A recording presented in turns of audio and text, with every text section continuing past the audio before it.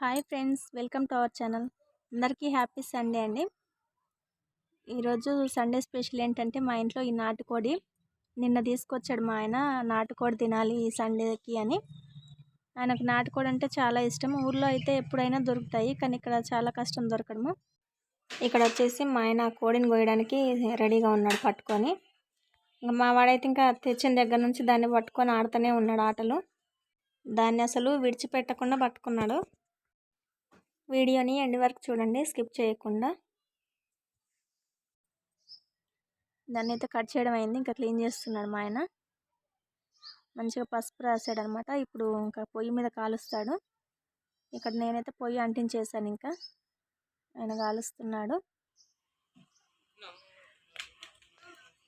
ఎండని కూడా చూడకుండా ఎండలోనే కూర్చొని కాలుస్తున్నాడు చూడండి.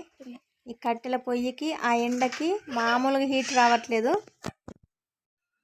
కానీ గ్యాస్ మీద కాలిస్తే బాగుండదు కదా, అందుకనేసి కట్టెల పొయ్యి మీద కాలుస్తుండు. ఇప్పటి వరకు వాళ్ళ పని అయిపోయింది, ఇక్కడ నుంచి నా పని స్టార్ట్ అనమాట.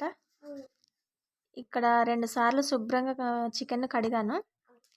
కొంచెం పసుపు సాల్ట్ వేసి మళ్ళీ ఒకసారి కడుగుతున్నాను, ఎందుకంటే చికెన్ నీసు వాసన రాకుండా మనకు మంచిగా ఉంటుంది. ఇక్కడ మంచిగా నూనెలో ఉడికిందనమాట.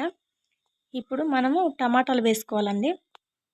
టమాటాలు ఎప్పుడైనా సరే చికెన్లో ముందే వేయకూడదు, ఎందుకంటే ఆ టమాటా పులుపుకి చికెన్ ముక్క తొందరగా నూనెలో ఉడకదనమాట. ఫస్ట్ నూనెలో చికెన్ ఉడికినాకనే తర్వాత ఆ నీరంతా బయటకు వచ్చాక టమాటా వేసుకోవాలి, అప్పుడు బాగా ఉడుకుతుందన్నమాట.